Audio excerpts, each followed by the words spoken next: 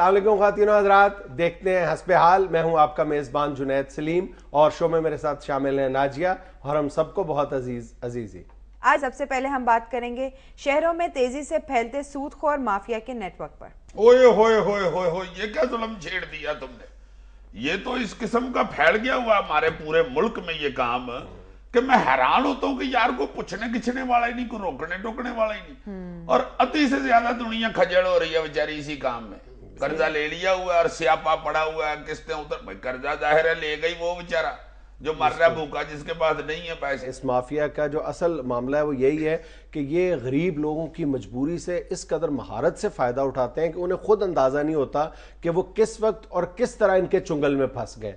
اور یقین کرو کہ اس طرح کی نئی نئی شکلیں انہوں نے نکال لی ہیں سود خور مافیا نے کہ قانون بھی ان کا کچھ نہیں بگاڑ سکتا. گلی گلی میں، چوک چوک میں آپ کو ان کے بورڈ اس طرح نظر آ رہے ہیں کہ یہ غیر قانونی کام لگتا ہی نہیں ہے.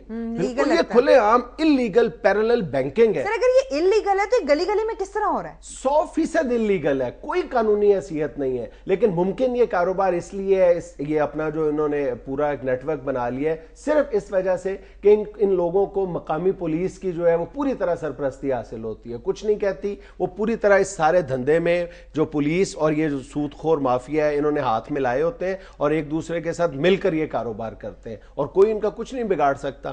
طریقہ واردات ان کا یہ ہے کہ یہ تلاش کر لیتے ہیں اپنے ایجنٹس کے ذریعے گلی محلوں میں اور مختلف جگہ پہ کہ جن کی ضرورت اس طرح کی ہوتی ہے. زیادہ تر یہ دیکھنے میں آیا ہے کہ جو غریب یا متوسط طبقے کے لوگ ہیں بیچارے، وہ بیٹیوں کی شادی کے لیے زیادہ تر قرض لیتے ہیں. اللہ تیری خیر کرے. انہوں نے ساری جو یہ قسطوں پہ چیزیں بھی دیتے ہیں نا، سارا سامان ہی وہ رکھا ہوتا ہے جو جہیز کا ہوتا ہے. اچھا یہ ایک مافیا کی دوسری شکل ہے، یہ جو تم جس کا ذکر کر رہے ہو نا کہ جی آسان اقساط پر جہیز کی چیزیں حاصل کریں. وہ چیزیں جو ہوتی ہیں وہ صرف دکھاوے کے لیے کچھ چیزیں یہ رکھ لیتے ہیں سامنے اور جب قرض لینے والے پہنچتے ہیں تو وہ ان کو پھانس لیتے ہیں اپنے چنگل میں اور یہ کہتے ہیں کہ جی یہ فریج اور یہ واشنگ مشین چھوڑے، آپ کو نقد بتائیں کتنے پیسے چاہیے، آپ خود جا کے لے لیں. وہ نقد پیسے دے دیتے ہیں. چیزوں والے کو میں ٹھیک بھی ہیں، ہاں کچھ ٹھیک ہوتے ہیں، ڈیفینیٹلی صحیح دیتے ہیں، وہ چیزیں دے دیتے ہیں قسطوں پہ آپ لے لیں، اب سہولت ہو جاتی ہے. یار بالکل سہولت اس معاملے میں بھی نہیں ہے، وہ بھی ایک طرح کا استحصال ہی ہے کہ وہ اتنا زیادہ انٹرسٹ لیتے ہیں. اس وقت تو آپ یہ سمجھتے ہیں کہ آپ کا مسئلہ حل ہو گیا، آپ کی ضرورت پوری ہو گئی ہے،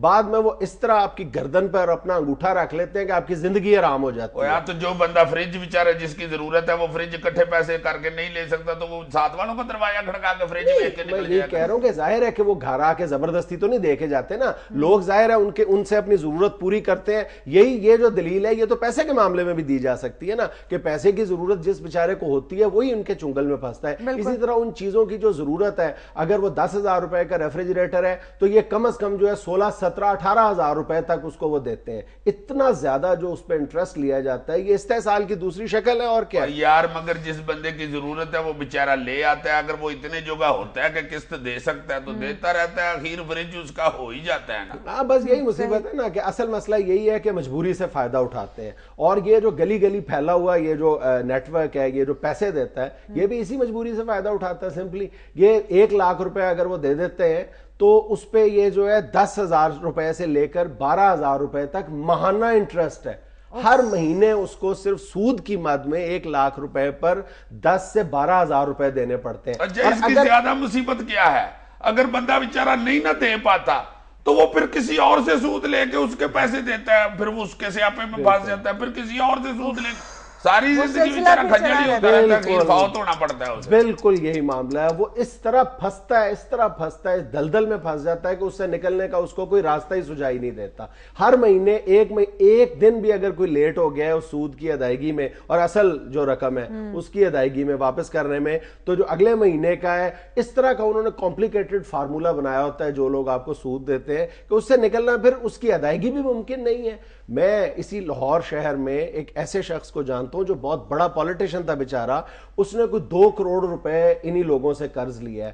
آج وہ کہتا ہے کہ میں 6 کروڑ روپے ادا کر چکا ہوں لیکن ابھی تک اس کی جان کو خطرہ ہے. ان لوگوں نے باقاعدہ جو گینگسٹرز رکھے ہوئے ہیں، بڑے بڑے بدماش جو ہیں وہ ہائر کیے ہوئے ہیں قرض واپس لینے کے لیے. نہیں تو وہ جو پولیٹیشین ہے اس نے الیکشن لڑنے کے لیے 2 کروڑ نہیں، بیچارے میں برے دن آئے تھے، بیچارہ پھنس گئے ان کے چکر کان ٹوٹے رکھے ہوتے ہیں یار انہوں نے. کان اس کے ثابت ہی ہوتے ہیں مگر اس کے شناختی کارڈ پہ کان ٹوٹا لکھا ہوتا ہے.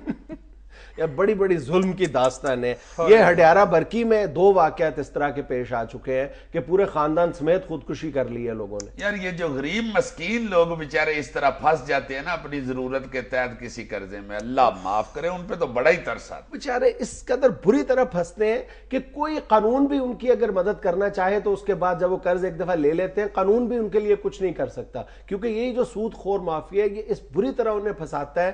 پہلے تو ان کی ضمانت کے طور پہ یہ سونا رکھ لیتے ہیں اپنے پاس, ہیرے جواہرات رکھ لیتے ہیں, یا پھر ان کے گاڑیوں کے جو کاغذات ہیں وہ رکھ لیتے ہیں, ٹرانسفر لیٹر پہلے سے لکھوا لیا جاتا ہے, گھروں کی رجسٹریاں لے لی جاتی ہیں, اور اس کے ساتھ ساتھ بالکل ان کو مکمل طور پر اپنے شکنجے میں کسنے کے لیے ان سے ہر طرح کے جو ہے وہ عہد نامے یعنی ان کو کاغذات پہ سائن کروا لیے جاتے ہیں. اور ان کی باقاعدہ یہ پوری کوشش ہوتی ہے, بینک جب قرضہ دیتا ہے تو بینک جو ہے وہ لیٹیگیشن سے بچنے کی کوشش کرتا ہے. بینک کی یہ کوشش ہوتی ہے کہ یہ بندہ جو ہے ڈیفالٹ نہ کر جائے, یہ ہمیں قسطیں باقاعدگی سے دیتا رہے. لیکن اس سود خور جو مافیا ہے اس کی باقاعدہ یہ خواہش اور کوشش ہوتی ہے کہ یہ بندہ ڈیفالٹ کر جائے تاکہ اس کا مکان اپنے نام لگا لیں, کیونکہ انہوں نے پورا ان کا جال ہی ہے, ان کا نیٹ ورک ہی ہے. یار اتنی بڑی لعنت ہے یہ سود خوری, اسی لیے تو اسے اللہ اور رسول کے خلاف جنگ کہا گیا ہے. اور نعوذ باللہ اللہ اور اس کے رسول کے خلاف جنگ کبھی جیت سکتا ہے بندہ؟ سوال ہی پیدا نہیں. یہ منحوس جنگ کرنے والی جو سیٹھ ہوتے ہیں نا, جو بڑے بڑے بدماش لے کے جاتے ہیں لوگوں کے گھروں میں مسکینوں کے دروازوں کے آگے سود کے پیسے لینے کے لیے, ایک وقت آتا ہے کہ ان کا پھر گوڈا اتنا اتنا موٹا سوجا ہوتا ہے اور بیچارے ایسے شملار اوپر کر کے بیٹھے ہوتے اور وہی اولاد جس کے لیے یہ کروڑوں روپیہ اکٹھا کر رہے ہوتے ہیں, توبہ استغفار, وہی ان کے سامنے وہ حرکتیں کر رہی ہوتی ہے کہ چپ بھی لگی ہوتی ہے اور مر بھی رہے ہوتے ہیں بیچارے. اور یہی سود خور اللہ معاف کرے جب قبر میں جاتے ہیں تو بجو ان کو کھانے سے پہلے ڈانس کرتے ہیں باقاعدہ, ماہی کھاواں گی تے لتاں اتے کیچپ لاواں گی, پہلے گرم مسالہ پھر اتے نمک بھی پاواں گی تے کھاواں گی میں توبہ استغفار. وہی سود کا پیسہ سپ بن کے ان کے سینے پہ بیٹھا ہوتا ہے اور لاڈ کر رہا ہوتا ہے, میرا چھوٹو, میرا کوکو, غریبہ دا خون چوشیا جی, میں پپا کرنا مجھے نہیں پتا جس انگلی کے ساتھ نوٹ گنتے تھے نا میں نے وہ کھانی ہے. جہاں سود کے پیسے ڈالتے تھے وہ جیب دل پہ تھی,